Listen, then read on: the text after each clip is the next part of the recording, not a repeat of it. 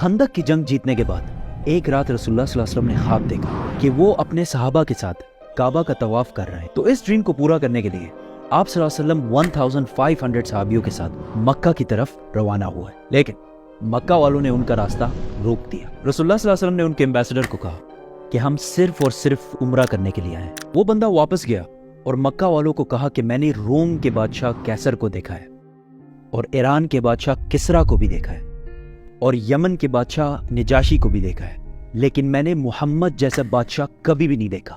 جب وہ وضو کرتے ہیں تو لوگ اس پانی کا قطرہ بھی زمین کو ٹچ کرنے نہیں دیتے.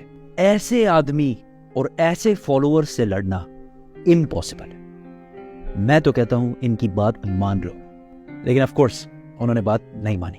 رسول اللہ صلی اللہ علیہ وسلم نے حضرت عمر کو کہا کہ تم جاؤ اور ان سے بات کرو.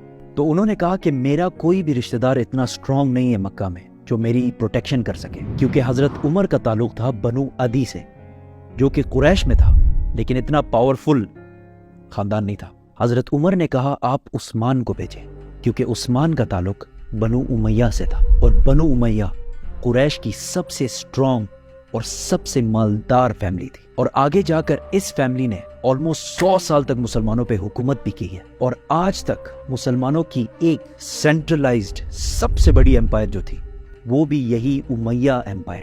اور آج تک مسلمانوں کا سب سے طاقتور بادشاہ، وہ بادشاہ جس نے سب سے زیادہ لینڈ پر حکومت کی ہے، وہ بھی اسی خاندان سے تھا جس کا نام تھا ولید بن عبد الملک. ان کی سٹوریز پھر کبھی کریں گے تو سبسکرائب. حضرت عثمان نیگوشیٹ کرنے مکہ گئے، لیکن اس میں ان کے کافی دن گزر گئے، جس کی وجہ سے مسلمانوں میں یہ افواہ پھیل گئی کہ حضرت عثمان کو شہید کر دیا گیا ہے، اور اس زمانے میں ایمبیسڈر کو قتل کرنا جنگ کا اعلان کرنا جیسے تھا. اس افواہ کی وجہ سے سارے صحابہ جمع ہوئے اور ایک درخت کے نیچے جس کا نام رضوان تھا رسول اللہ صلی اللہ علیہ وسلم کے ہاتھ پر بیعت لی کہ ہم سب مر جائیں گے لیکن عثمان کے خون کا بدلہ ضرور لیں گے. But that was all a misunderstanding. اور عثمان بالکل ٹھیک ٹھاک واپس آ گئے، لیکن اس سے مکہ والوں کو ایک اسٹرانگ سگنل گیا کہ اب یہ لوگ پیچھے ہٹنے والے نہیں ہیں. اتنی ٹینس سچویشن اور کنفیوژن میں آخر کار مسلمانوں اور کافروں کے درمیان ایک ایگریمنٹ سائن ہوئی. نمبر 1 کہ مسلمان اس سال نہیں بلکہ اگلے سال عمرہ کرنے کے لیے آئیں گے. نمبر 2 10 سال کے لیے مکہ اور مدینہ کے درمیان کوئی لڑائی نہیں ہو. نمبر 3 اگر مدینہ سے کوئی آدمی مکہ جائے اسلام چھوڑ کر تو اسے کچھ نہیں کہا جائے گا، لیکن اگر مکہ سے کوئی آدمی مدینہ جائے اسلام قبول کر کے تو اسے واپس کرنا ہوگا. کسی بھی صحابی کو یہ ایگریمنٹ پسند نہیں آئی، کیونکہ اس میں تو کلیئرلی لگ رہا ہے کہ مکہ والے بدماشی کر رہے ہیں. لیکن رسول اللہ صلی اللہ علیہ وسلم نے ان سارے صحابیوں کی رائے سائڈ پہ کر کے اس ایگریمنٹ پر مہر لگا لی. جو بندہ مکہ کی طرف سے اس ایگریمنٹ کو سائن کر رہا تھا، جیسے یہ ایگریمنٹ سائن ہونے لگی اس کا خود کا بیٹا مکہ سے بھاگ کر اسلام قبول کر کے یہاں پہنچ گیا، لیکن رسول اللہ صلی اللہ علیہ وسلم نے اس کو واپس کر دیا. وہ صحابی ابو جندل روتا رہا، چیختا رہا کہ مجھے ان ظالموں کے پاس واپس مت بھیجو، لیکن a deal is a deal. اس کو واپس کر دیا گیا. کافی لوگ ایسے آنے لگے اور سب کو واپس بھیجا گیا. ایک دفعہ ایک عورت بھی مکہ چھوڑ کر مدینہ آئی، لیکن اس عورت کو واپس نہیں کیا گیا، کیونکہ مکہ والوں نے معاہدے میں ایک غلطی کی تھی، اور اس معاہدے میں لکھا تھا کہ اگر کوئی آدمی مکہ سے مدینہ آئے تو اسے واپس کیا جائے گا. آدمی، عورت کا تو کسی نے کچھ نہیں کہا. اور اس طرح کوئی آدمی اگر اسلام قبول کر کے مدینہ آئے تو اسے واپس کر دیا جاتا تھا، لیکن اگر کوئی عورت آئے تو اسے مزے سے رہنے دیا جاتا. ایسا سسٹم چلتا رہا. آخر ایک شخص آیا، ابو بصیر. رسول اللہ صلی اللہ علیہ وسلم نے اس کو بھی واپس کیا، لیکن وہ کسی طرح وہاں سے بھاگ کر مکہ اور مدینہ دونوں کو چھوڑ کر ادھر ان the middle of nowhere رہنے لگا. آہستہ آہستہ بہت سارے لوگ مکہ سے مدینہ جاتے اور مدینہ سے انہیں واپس بھیج دیا جاتا، لیکن وہ مکہ کے بجائے ادھر ابو بصیر کے ساتھ رہنے لگے، اور یہاں آہستہ آہستہ ایک پورا ٹاؤن آباد ہو گیا. اور ان کی لوکیشن اتنی پرفیکٹ تھی کہ یہ مکہ اور شام کے درمیان جو ٹریڈ کا راستہ تھا بالکل اس کے پاس آباد تھے. تو انہوں نے آہستہ آہستہ مکہ والوں سے اپنا بدلہ لینا شروع کیا. اس ابو بصیر کے ٹاؤن کی وجہ سے مکہ والوں کا ملینز اینڈ بلینز کا نقصان ہونے لگا. آخر کار مکہ والوں نے تنگ آ کر اس ایگریمنٹ کا 3rd پوائنٹ، جو انہوں نے خود بڑے خوش اور پاورفل ہو کے ڈالا تھا، خود ہی کہا کہ بس اس کو ختم کرو.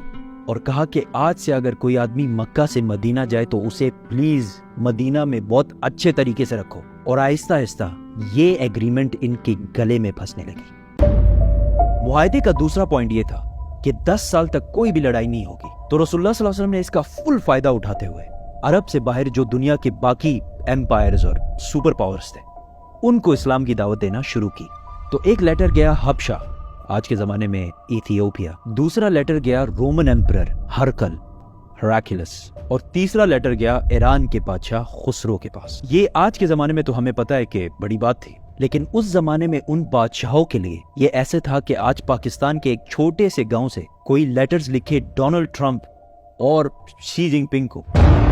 لیکن ڈفرنس آج اور اس زمانے میں صرف یہ ہے کہ اس زمانے کے کرسچنز اور یہودیوں کو یہ بات بہت اچھی طرح پتہ تھی کہ بہت جلد ایک پیغمبر، ایک میسنجر آنے والا ہے.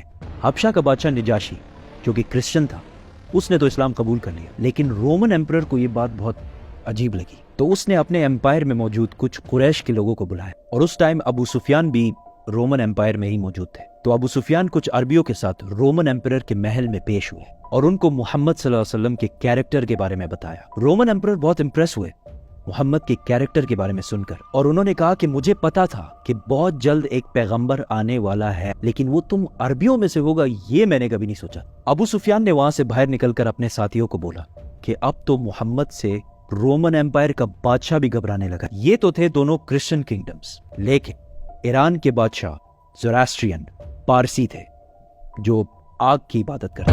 خسرو نے کہا تم لوگ اس ڈیزرٹ سے آ کے مجھے سکھاؤ گے کہ زندگی کیسے گزارنی ہے، اور اس لیٹر کو پھاڑ کر پھینک دیا.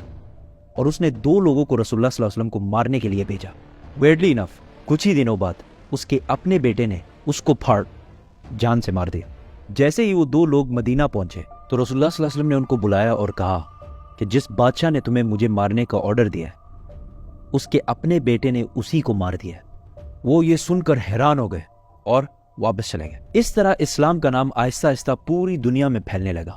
اور ویسے بھی مکہ کے ساتھ تو 10 سال تک کوئی لڑائی نہیں ہونی تھی، تو مسلمانوں نے اپنی ساری اٹینشن مکہ کو چھوڑ کر خیبر کی طرف کی.